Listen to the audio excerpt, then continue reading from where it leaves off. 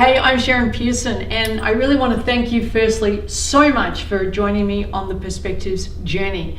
And your feedback is so appreciated. I'm so pleased that you're digging it. Please send in any questions you have about topics around different human perspectives that you'd love me to chat about. Coming up in this Perspectives episode, we have something a little different for you, and I'm looking forward to sharing it with you. At different times throughout the year, I am fortunate enough and privileged enough to be able to present live in one of our training rooms here at the Coaching Institute campus, which means I'm in front of a studio of people, wonderful coaches, people who are interested in coaching methodologies, who are simply passionate about being their very best selves. And we have cameras everywhere. It's one of the perks of having this beautiful campus and all the technology and the phenomenal team we have. So there's cameras everywhere, we capture it. We thought what better gift to bring you today in this Perspectives episode was a snippet from one of those trainings where I dive deep into an aspect of human behavior that I believe will really give you phenomenal value.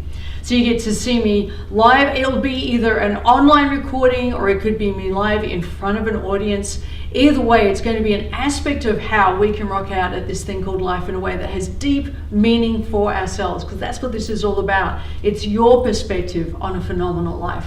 So enjoy the show.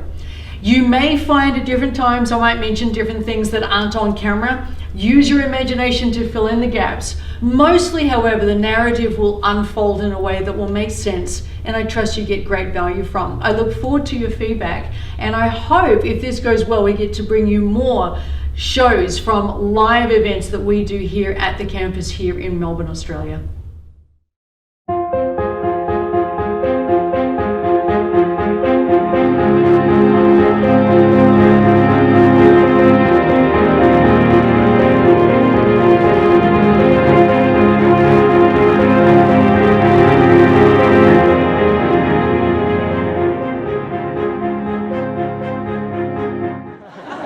My name's Matt. I'm the lead trainer and head coach at Mentor here at the Coaching Institute. I'd love to introduce the phenomenal Sharon Pearson, best-selling author, and of course, thank you, from the podcast episode. So from the podcast episode. One episode, one day. She did it once. One day. I'm only ever going to do it once. That's it. She did an episode. Thank you so much. Hey everybody, how are you? Good. Thank you for being part of the podcast.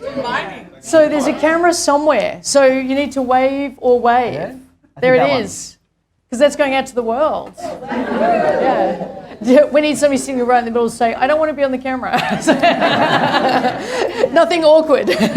Just have Paul putting a black dot across the video the whole time. Yeah, blocking that person. So the format tonight, if you're willing, Matt's going to chat with me and facilitate questions. You've got a glass of wine, that rocks. So I think it's fantastic. You rock on. People walked in and they said, can I bring the wine? And I said, just go. Yes.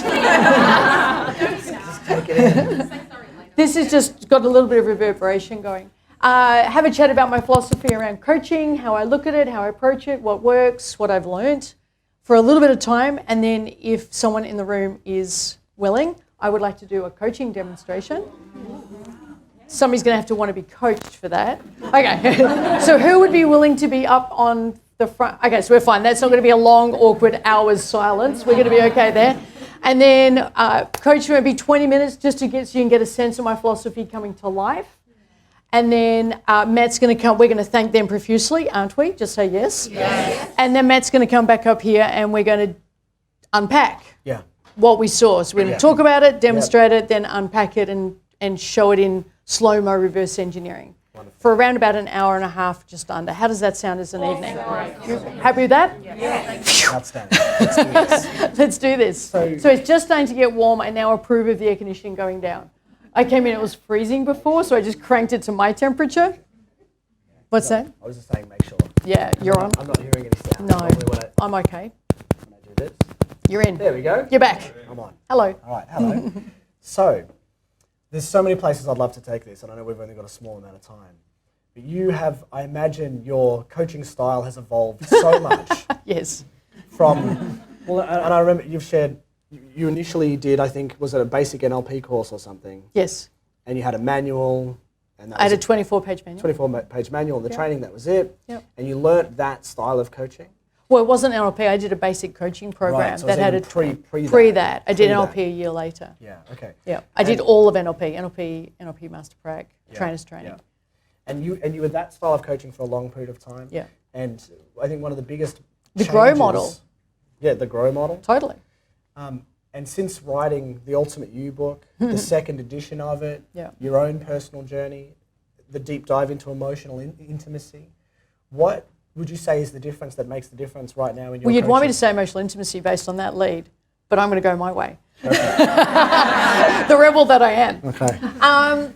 Getting to know myself has made me more effective as a coach. That's my journey in coaching has been a journey to me.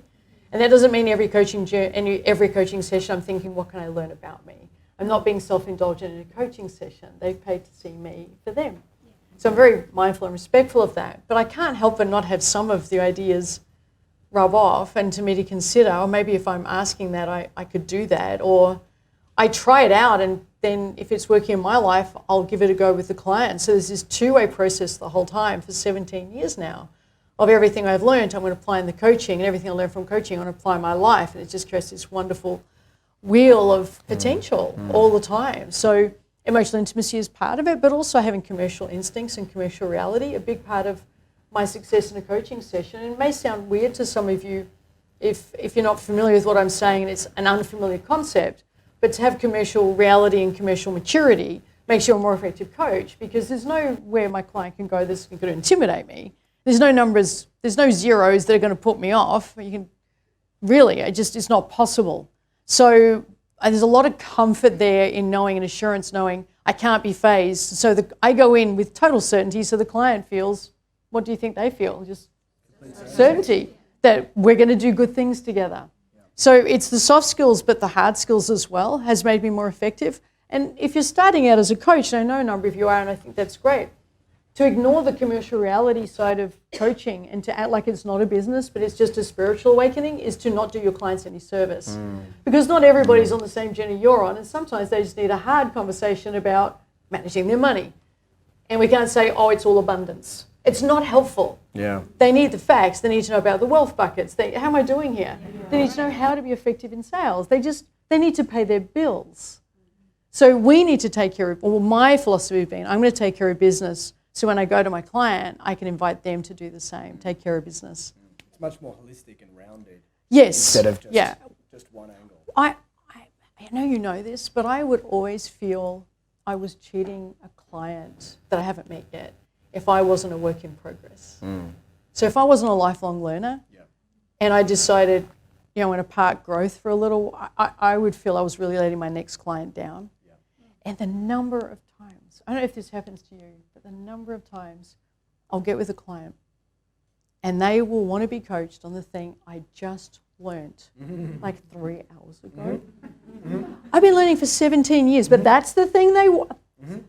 It happened to me just last week. I was coaching a teenager. She's no longer a teenager, but to me she'll always be a teenager. I helped her get her first tat.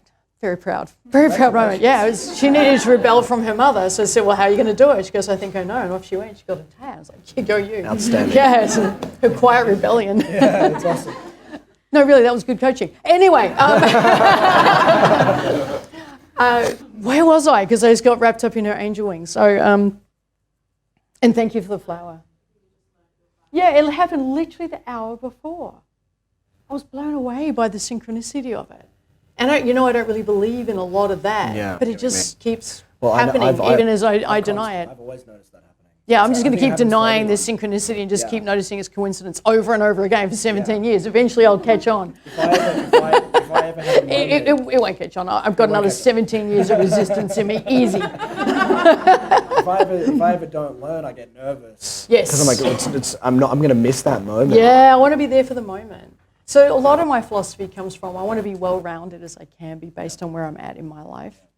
And that includes business and hard skills. I'm just straight out. It's so important to be able to come to that client full throttle on any area, not just on the areas I'm comfortable with. Yeah, so I've made myself comfortable with all the areas. Wonderful. I used to be I lived in the moment, shall we say, around finances. Let's call it that. Yeah. Lived in the moment. Good way of putting that. Kind way of expressing that. And Okay, so in 10 years' time, I'm going to meet a client who's going to be a business client and they're going to want this, this, and this, and I can't keep saying, I can't coach that. Because I'm going to have every type of client come across.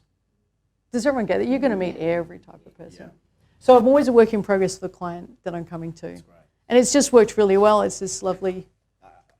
When I hear that, I hear it's a really high level of responsibility as a coach. So I've said this for years now, as you know. I live my life like there's a camera on my shoulder 24 hours a day, except for the rude bits projecting out to the world. Yeah. So behave ethically, behave in a way that's congruent to your values. Yes. Keep filming. Yes. So that congruency, living my values, is like I've got a camera. That's great. If someone was watching right now who was relying on that inspirational moment, would it be inspirational for them?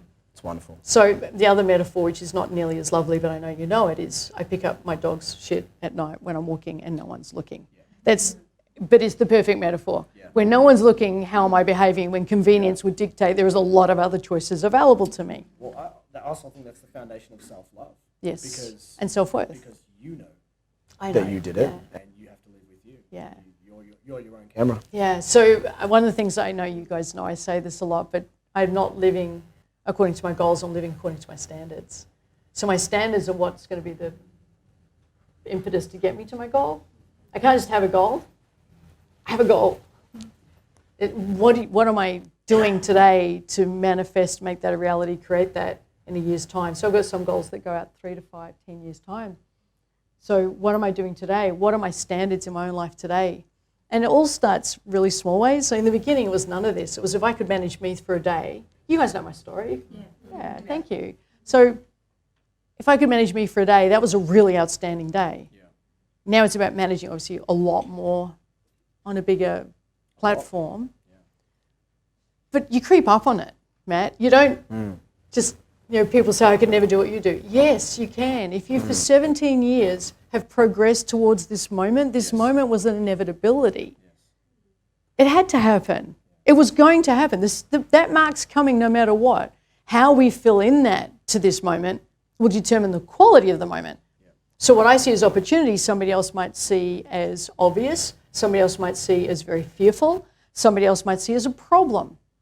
The only difference is in what we were doing up until that moment. How we were filling the time before then will determine our perspective as that moment arrives. And some things I see as overwhelming. Another person who's done the path differently or with higher standards or has just been doing it for longer will see it as pure opportunity and think it's ridiculous that I'm seeing it as a problem. Yeah. So that's going on all the time in the back of my mind. How am I viewing this? So I'm viewing this as a problem or opportunity, or is it an obstacle? Well, that is not anything. Does everyone get it's not a thing, it's how I'm looking at the thing, and that's shaped by what I did previously. If I don't like how I'm looking at it, I better shape my next 2 weeks differently. Yes. Because it's coming. So that's what I've been doing the whole time, just upgrading. Right. Yeah. You've seen a lot of coaches. Yeah. And you've been part of a lot of different coaching methodologies and ideas and movements. What would you say are some of the biggest mistakes that coaches make that maybe contrasts the way you do things and the way you see things as a coach? Thinking intuition's enough. Yeah. I think that's overrated. Intuition for a lot of people, unfortunately, until they know themselves, is fear in action. Yeah. Do you guys get the difference?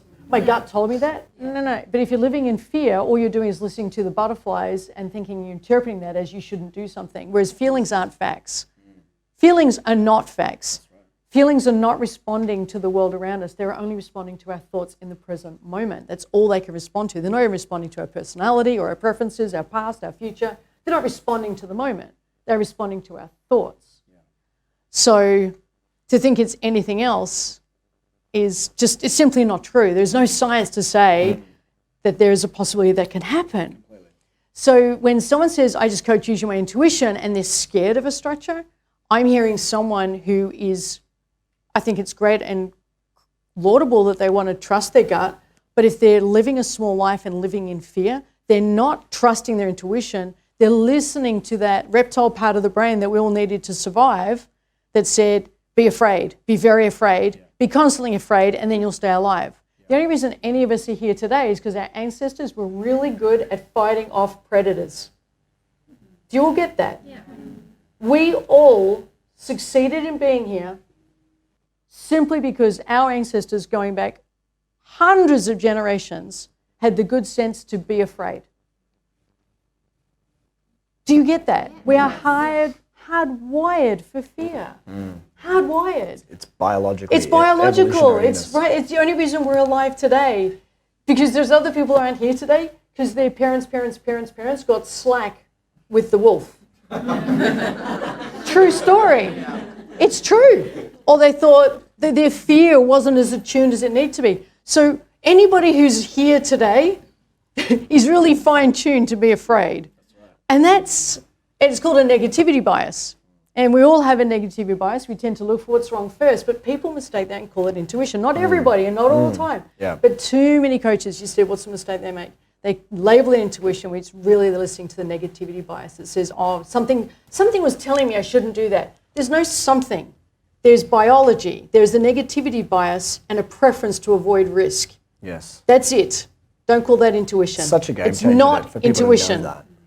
Intuition is something else. And also, I see the mistake when I see coaches don't want to learn a structure or learn a methodology. Yeah, I see that. So you're just relying on your thinking. But if your thinking's not evolving and you're not capturing new ideas from somewhere else, how can you then go and have a client and expect them to capture an idea from someone else, being you? Yeah. So it's almost like that's a contradiction. I expect to inspire my client through me being able to bring some wisdom through my questions, then seek some wisdom from other people that aren't you. So just keeping really open to that loop of learning and being very hungry for it. Yep. And also being willing to just, I believe this, take the feedback with joy and a song in your heart. The number of people in our lifetime who are going to willing to demonstrate their care for us in such a way as to give honest feedback that is aimed to serve is so rare. You're lucky if you get enough people on one hand. Truly, that's mind-blowing. Yeah. So I see too many coaches just avoiding the feedback, avoiding the tougher rooms, the more advanced rooms, avoiding the challenge. Because whatever, I think all the things I just said, my gut was telling me I shouldn't do it, negativity bias, the fact their ancestors are so good at avoiding wolves, a whole bunch of reasons lead to I'm going to avoid the risk. But that isn't coaching. Yeah. Coaching should be all risk. To me, when I coach, it's all out on the ledge. And when I do the demonstration, if I remember, I'm going to share with you, I have no idea what to do right now every time I feel that way. And you will be amazed how many times, if I remember to say, I have no idea what to do right now. That is the favorite place a coach should seek, the not knowingness. Yeah. Just, I know where the client's at because I found out their map, and I know where they want to be because I asked them. But how are we going to get there? I don't know what we're going to stumble upon together. It's the great creation. It is the creative process. So needing to know and needing so much button-down certainty and to avoid even the risk of a coaching session going in a weird direction, that would be a truly limiting attitude to have when it comes to coaching. It is the big leap every session. See a lot of people addicted to the script or addicted to... You have 5 sessions with the script, 6 is you get on with it. A lot of people become addicted to one methodology as well. Yeah. Because I think it gives them certainty. Like, I'm going to hypnotherapy everyone. Right, Do you know what I mean? I'm going to do the one thing over and over again. Wow, well, I've learned 5 new coaching methodologies in the last 13 months. So it works. Just keep going. Yeah. I like it. Good on you. I like it. You were talking earlier about your standards have really helped you become a successful coach. What are some of the standards that really make the difference? Say what I mean what I say. Do it the first time, don't ever have to be reminded. Yeah. That pretty well changed my life. Yeah. I've been doing that for 17 years. Inconsistently, I have down moments. Yeah. We all do. I'm very human. Yeah. But to say what I mean and mean what I say, to start it and then complete it without any prompting or nagging from anyone, that's pretty well my business. It's that. I say yes, now I've got to do it. Yeah. And I know Matt or Joe say yes and find and then figure out how. Yeah. Mine is I've said yes, done. That's it. Now I have to. There's no wriggle room or I should or something's changed or it's not convenient. It's I said I would, I do. Yeah. And that's it. Yeah. And that includes literally running a training many, many years ago, so it'd be 15 years ago, where I had to go and bath during every break because I had food poisoning. Yep. And I just kept putting the makeup on to cover the sweat. And the show went on. That's great. And I was at the doctor's at the end of the day, collapsed from dehydration, but man, I'm delivering. And you might not have that reality around it for you, ride your way. The question was about my way. Yeah. And this is how I ride. So feel free to judge if it's not your thing, but just respect the fact I'm sharing how I've done it. It's just my approach. I did my disc once, at the same time. Tough year. And and my osteo said, you've got to be laying down for about 2 to 3 weeks and not really move. So I just moved to phone coaching and just laid on my back. And never told any clients as they didn't move. That's wonderful. And this was pre-speaker, so everything was... You actually had to hold the phone with the cord. I had cushions under here. For 3 weeks, I'm probably exaggerating, it's probably just 2, but it felt like a lifetime. I just didn't move, and I was just going to serve and just do what it takes. But I really need to come and see you. And I would love to. I'm just a little bit difficult to have home visits right now. I just kept phone coaching all day. That were the days of 5 sessions a day, 5 days a week. So it was 25 sessions a week. Yeah. I think that's a major difference in how. Well, there's a message at the moment that kind of counteracts that. Is there? That's coming out in the world and causing people to be even more fragile. What's the message? That you shouldn't push through. Really? You shouldn't keep on going. And really? Yeah. Well, like the book, the Coddling of America. Oh, I love that book. Who's read The Coddling of the American Mind? Highly recommend it. Yeah. Really do recommend it. Yeah. And people are anti-fragile. And I imagine there'd have to be some people that hear that and they think, oh, well, it's too much. You're too demanding. It's too much to push through. Yeah. That's not a great example for your kids. Yeah. You shouldn't be. Actually, yes, this is the example I would want to set if I had kids. Yeah. That I am going to push through and do what I said I'd do the first time and find a way and serve. And I delight in it and it gives me a lot of joy. If it didn't give me joy, I wouldn't commit to that. Yeah, wouldn't have said yes. But also, I say yes to what's aligned with my values. So it's very easy for me to lay on my back for however long it was, 6 years, coaching. Because it's aligned with my values. One of my core values back then would have been around that. So I just do what's aligned. It makes my life so simple. Yeah. Is it aligned with my values? Then do it. Yeah. And don't hesitate. Yeah, wonderful. Yeah. Wonderful.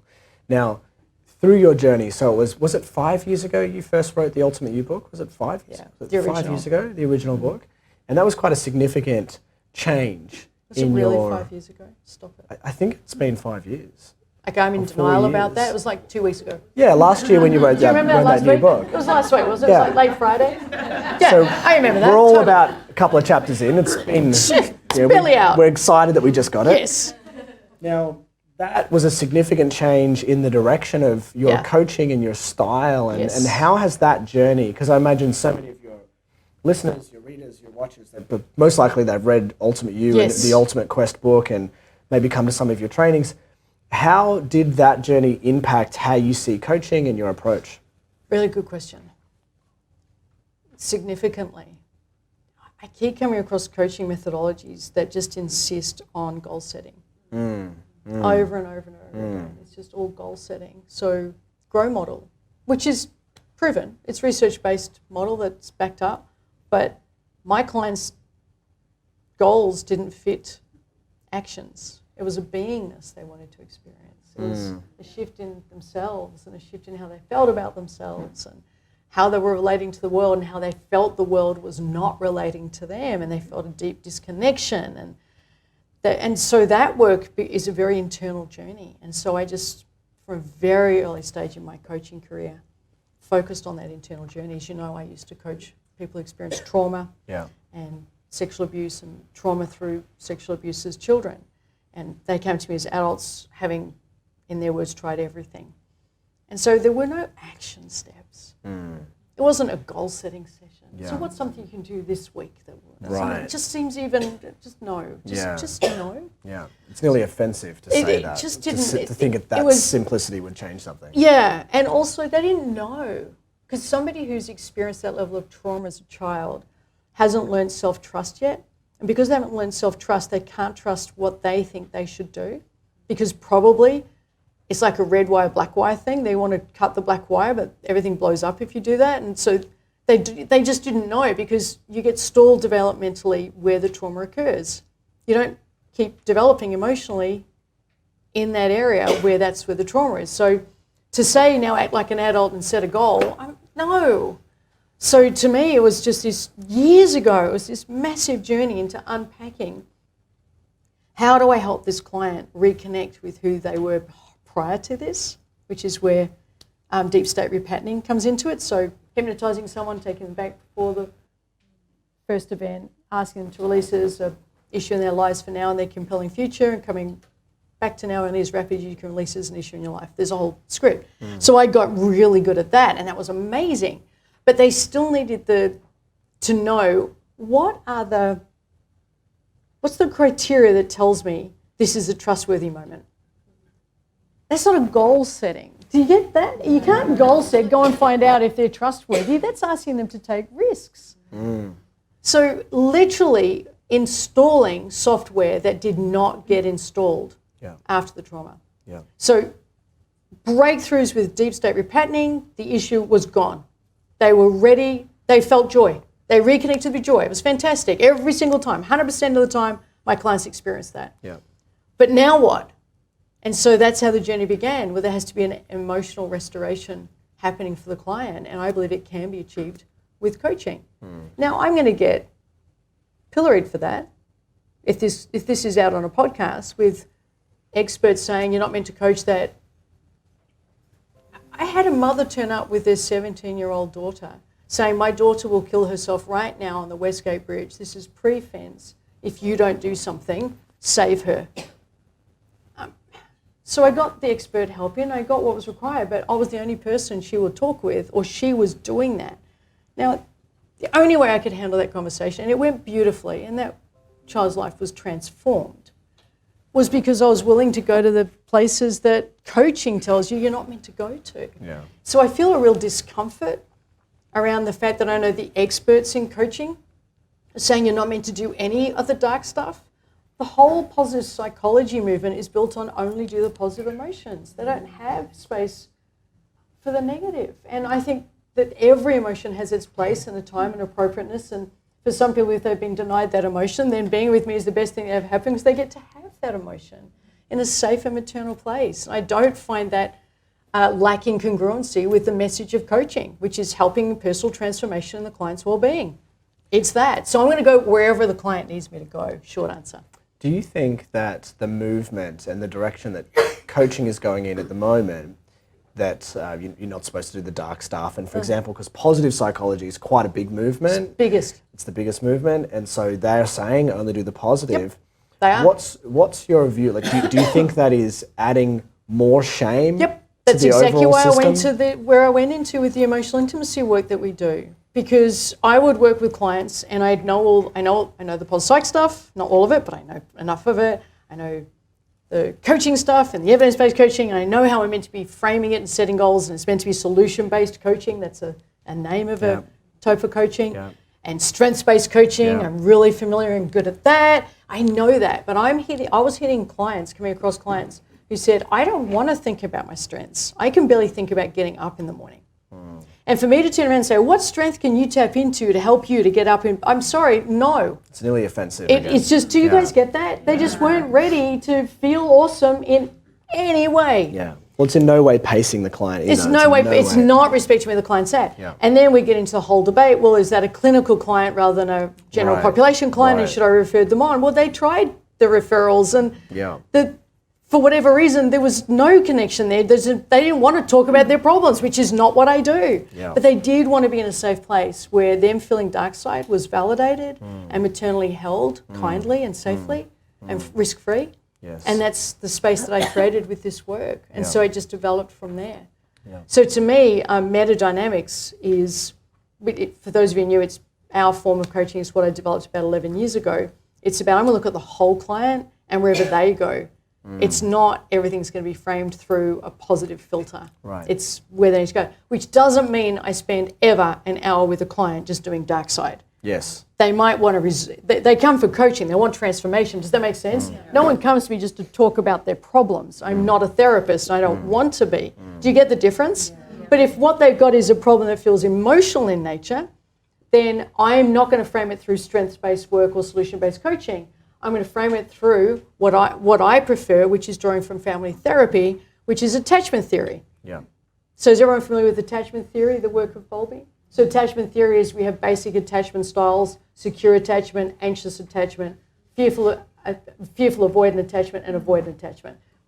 We basically fall in those 4 categories. Well, I think if someone has a fearful, avoidant attachment style, which means come closer, far, get away, come closer. You know, those relationships where some of you are laughing, probably you know them really well. Is everyone relating? Or avoidant? I don't want to talk about emotions. Or anxious. Can we just talk about emotions? Or secure. How you doing? What should we talk about? So there's 4 types of attachment styles, and to ignore those in the field of coaching and positive psych, to me, that's my big bugbear. I think attachment theory has to be sitting within coaching and positive psych. Yeah, wonderful. Because it is impacting all of us every single day. How are you guys doing with that thought? So to me, it makes sense. I just keep coming across this attachment theory and its applications in so many ways, yet we seem to be leaving it out because it's a possibility we're going to talk about something negative. And I just, be braver than that. Goodness sake, have the conversation. Well, what's your thoughts on this? And how does this fit in? Because every now and then I'll meet someone that'll say, I want to become a coach. I just don't want to deal with that stuff. Do you know what I mean? I don't want to deal with people's problems. I